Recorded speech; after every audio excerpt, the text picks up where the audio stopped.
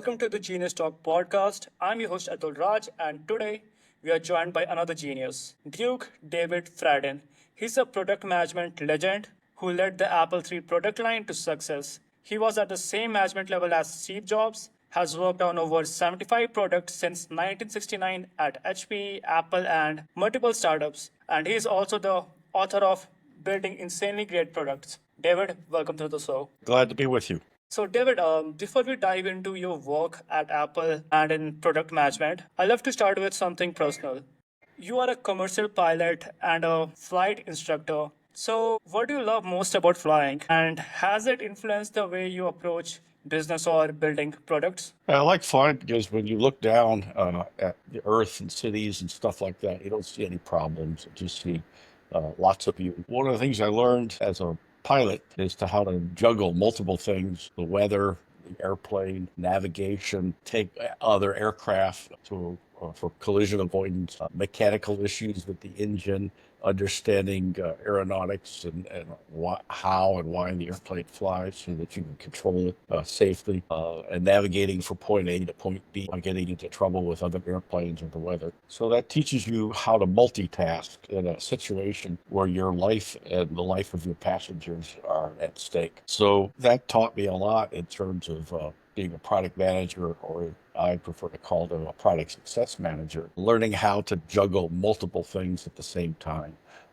and not dropping any of them. Okay, that's cool. If your younger self, the one dreaming of being a jet fighter pilot, could see everything you have accomplished today, what do you think he would be the most proud of? I think perhaps it was mediating a dispute between the Anheuser-Busch beer company, the city of Moorhead, some citizens in the city of Moorhead that were opposing it, and the Minnesota Public Interest Research Group. So I was able to identify by meeting with each of them individually what things they are in favor of, what things they're opposed to, and then I was able to come up with potential solutions to propose to each of them privately so that I knew that they had interests that overlapped, like creating jobs, protecting the environment, resolving traffic issues around the plant, which was only going to employ 30 people, and the environmental issues that the Minnesota Public Interest Research Group had. And then I brought them all together in around a square table.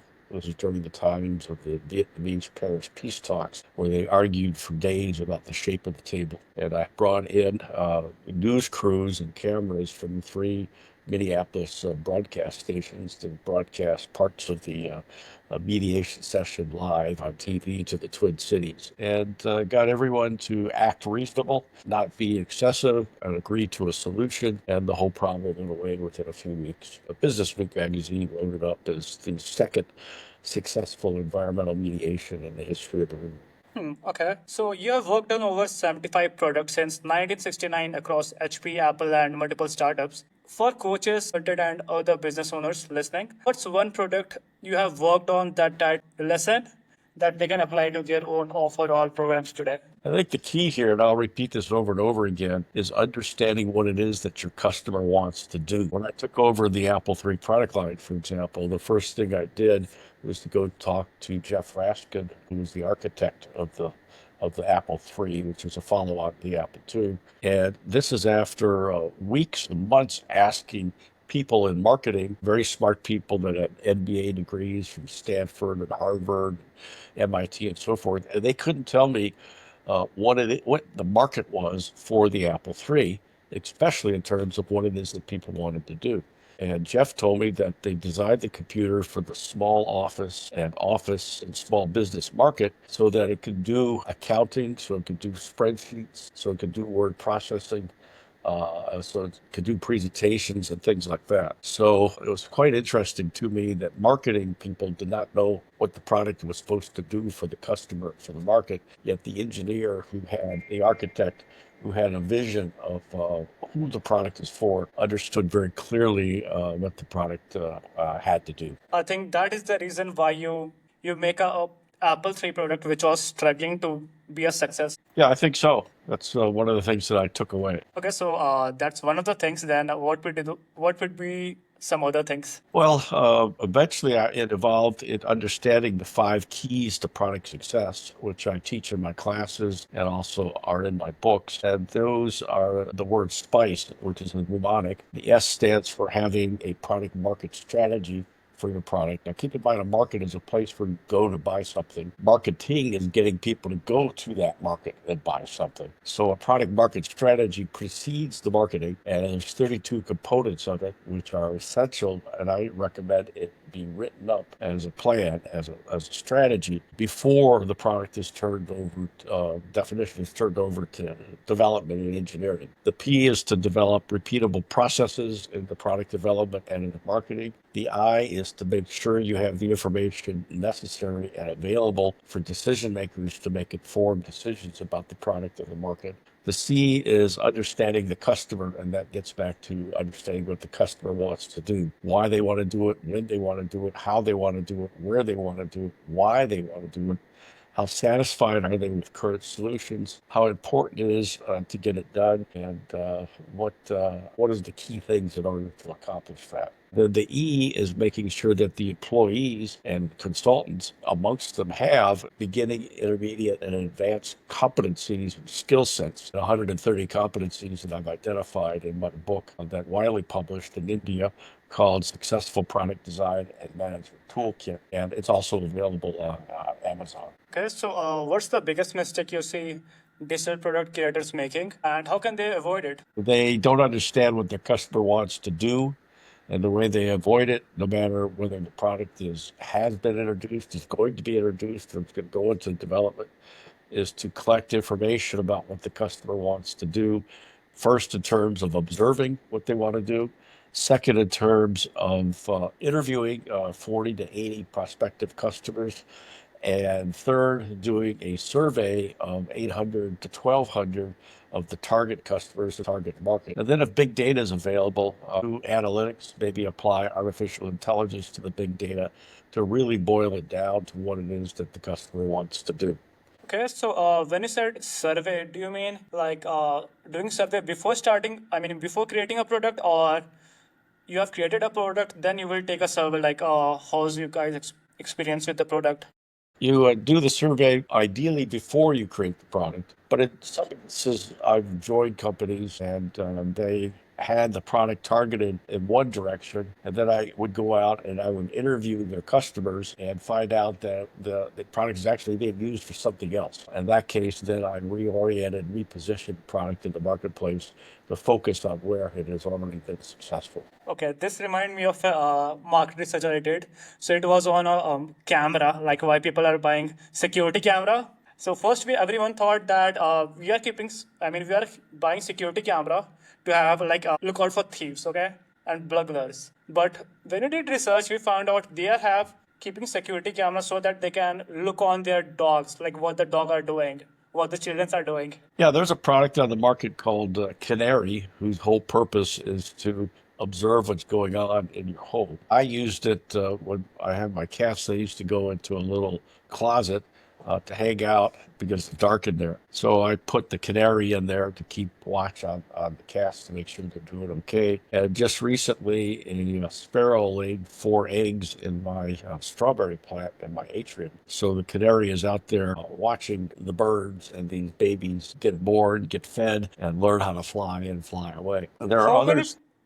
how many pets do you have? I don't have any cats anymore, but now I just have these 4 baby sparrows. They're only going to be around another week. Others have found security cameras useful to monitor their baby in the crib in the baby's bedroom, which is important because some children die and consider it and listen in on it. You might be able to take care of the baby. And then others, of course, use it. I have a camera part of my doorbell. So anytime someone comes to the front door, I can look to see who's there before I open the front door. Sort of like one of those little things you look through, but I don't have to get up and go to the front door. I can just do it from my computer or from the phone. Okay, okay. So you have trained thousands of managers around the world. So in your view, what separates a good product manager, business manager from the great ones? Well, the great ones understand they have to understand what the customer wants to do.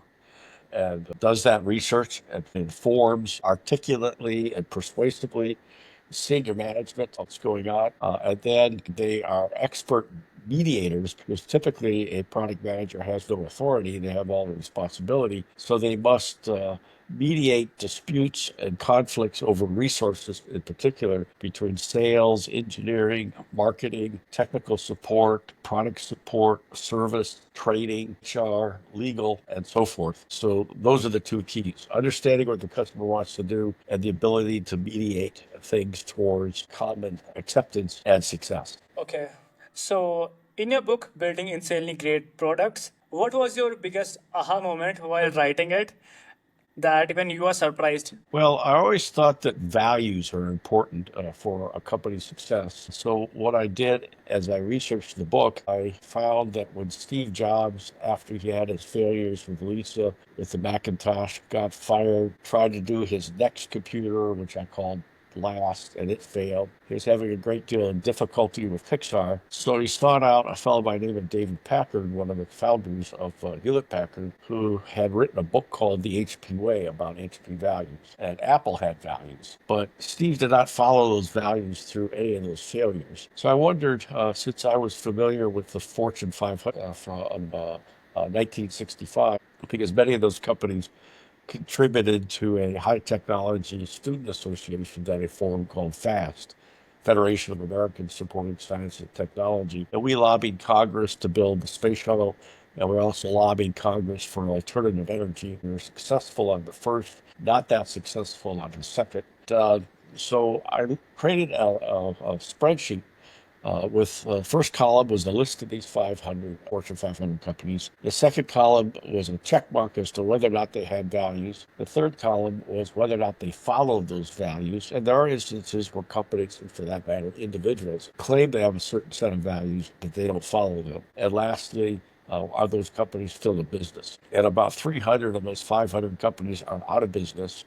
Almost without exception, those companies that went out of business had either no values or they didn't follow their values. And then I thought, let me apply that personally. So I made a list of the 25 organizations I've been affiliated with over the years, from the flying club I started at the University of Michigan to being the president of the Homeowners Association and the condominium development that I lived in. And I had the same thing. First column is, did they have values? Second column is, did they follow values? And then the third column was, what happened to me there? And almost without exception, those that either had no values or did not follow those values, these were places that were extremely painful to work at, such that when I either got fired or I quit, it was like a mercy killing.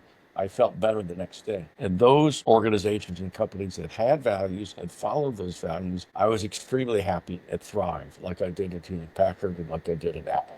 I just recalled something. I studied somewhere that there was an MRI done on people who are Apple product fan and MRI done on people who worship a specific gods. And according to research, Apple product fan have the same brain reaction as a person who is following a deity. Okay, so it's like people are looking at Apple product as a god. So what's your thought on that? Well, one of the key things that Apple products do is that they do what things that people want to do. Apple closely observes what people want to do. There was one instance where Steve Jobs was hiding in the bushes outside the Palo Alto Apple store just to observe what people were doing. And he was a keen observer of human behavior and can project into the future where he thinks the market is going to be in terms of what people want to do. And he's instilled that throughout the company. He also brought values back to Apple. And even Tim Cook writes and talks about the importance of values. So that's what I'd have to say about that. Okay, so in your latest book, Letter from My High to Honors Your Father's Writing, what did compelling those letter teaches you about life, business, and legacy? Well, what you're talking about is a book I just recently released called Letters from My Heidi. It has little to do with product management. My cousin of mine somehow came across a whole series of letters that my dad wrote home when he was serving in the U.S. military during World War II. And having that, I then put a little bit of history around the dates of each of those letters. When he was stationed at Guantanamo Bay, Cuba, when he was stationed major Army training camp in Tennessee. And I found as part of those letters an 18-page autobiography that my grandfather dictated before he passed away. And he had become the blacksmith to the governor of Kiev. And then in 1914, the governor gave him a few $100s and said, get out of the country because the ninth pilgrim of the century was coming along, and he wanted to make sure he didn't get killed. And then I started tracing my family history back and found that the Fradin name goes to France. And it goes back to 1492 when my grandmother, I would estimate about 26 generations ago, left Spain. The same time Columbus left Spain to go to America. He left Spain because the Spanish Inquisition was starting up. I was wandering through uh, southern France with her traveling party and got surrounded by a bunch of thieves and attacked them. A gallant Freighton came to her rescue. She was 15 at the time. Apparently, she was beautiful. He fell in love with her. They got married. And then later, Freightons became the mayor of Lyon, a winemaker, lieutenant general in Napoleon's army, and one of them was appointed a duke by the president, the King of France. Then, following French customs, I found in my research that if someone in your family is anointed a duke, all males afterward are also dukes. So that's why the title author of the book is Duke David Fradin, and it takes you through a lively history from the 1800s, actually going back to 1492 in Spain, France, 1800s, Ukraine, immigration to America, to my dad, who was a truck driver in the Army, and met my mom, a USO hostess in Detroit, got married. Unfortunately, they had my sister, and then they had me. And then it ends with a trip that we took driving from Detroit in an American Motors Rambler to Disneyland and San Francisco and through the Grand Tetons and all the way back to the United States and everything that was going on in the United States in 1960. That was a great journey. So, with AI and constant innovation reshaping everything, what do you see the future of product development going in the next 2 to 3 years, and how can coaches and consultants prepare to stay ahead of the curve? Well, I think artificial intelligence is going to have a profound impact on product development because it can amalgamate all of the things that people want to do. In fact, I thought back in about 15 years ago, one of the nice things to have would be a Wikipedia of things that people do and of things that companies do, and that we would open source it like Wikipedia is and have people contribute ideas. And then it occurred to me now with AI, I went to the AI tool that I use called Perplexity, and I typed in Way to what is it that people want to do? And it came back and gave me a complete list organized by 8 or 9 categories. And then I said, okay, which of these things can AI do? And it came back and said, well, it can do this, but it can't do that. It can do this, it can't do that. And they created a summary table of the things that AI can do or not do for a product manager. So all of that, I think, will help accelerate the effort of building out your product market strategy and your marketing. With one caveat, you got to be careful and know for sure what data that AI engine has been trained on. Because, for example, we're speaking here now in mid-July 2025. Elon Musk has an AI query engine called Gawk, Gonk. And someone did a few queries of it and it came back spewing anti Semitic, pro Hitler kinds of things. And it turns out that they had tweaked their engine and algorithms and they were training Gawk on posts that people had on Twitter.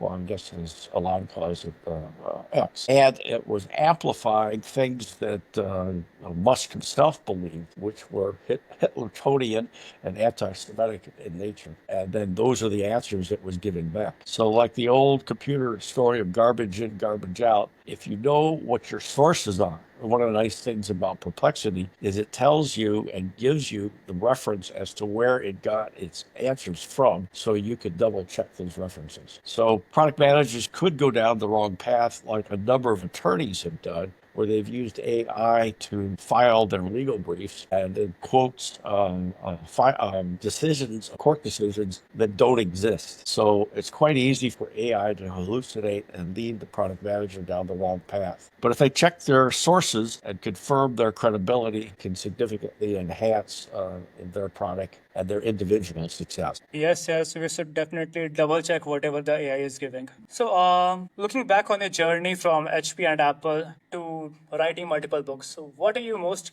grateful for? Oh, probably by meeting a fellow by the name of Bill Magruder, who was a test pilot in the Air Force. He was a test pilot for the B-57 bomber. Flew it from Edwards Air Force Base to Seattle and landed here up. And they wanted to court-martial him. He researched it being an aeronautical engineer and found there was a missing part. And it's the only part in the Air Force's inventory that doesn't have a number in parts. And I met him when he was heading up the supersonic transport program at the Department of Transportation. And then after that was shot down by Congress in a strong anti-technology feeling in the early 1970s. He moved over to the White House to be a special consultant to the president on technology and helped organize what he called the New Technology Opportunities Program, which came up with innovations like emergency response teams, EMTs, placed strategically around the city instead of just downtown, so it could get to a person faster and save their life if they've had, for example, a heart attack. They pioneered things like improved helmets for firefighters. Because the helmets at the time, if you got water on your hand, it would go down your back. He also pioneered oxygen bottles, which would be smaller and more compact. So if a fireman needs to go into a burning building with a mask on, he can get through the door. The bottle won't be that big. So there was programs in forestry, there was programs in aeronautics, there was programs in energy, research, and so forth. And the New Technology Opportunities Program had hundreds of these initiatives that got them scattered throughout the federal government and resulted in a better life for everybody today. So Bill was my mentor, and I was really glad to have him in my life to learn from and to coach me and to advise me. Okay, so lastly, for any coach, consultant, or founder feeling overwhelmed about building successful product right now, what's your one message of encouragement or your message for them? It's follow the spice key to success. Make sure you have a strategy. Make sure you have repeatable processes. Make sure you have the information available to make informed decisions. Make sure you understand the customer and do continuous training and mentoring and coaching so that all of the skill sets and competencies necessary for product success, either you have them and or you and your team amongst them have them for product success. Okay, finally, David, where can people connect with you, read your book, and learn more about your training and programs? They can go to my website, which you can see on the screen, spicecatalyst.com. Links to all of those things, including how to contact me, is all in that website. Thank you so much, David. That was fantastic. I've taken plenty of notes, and I'm sure our listeners have gained a lot of value as well. Thank you so much for joining us. Thanks for having me.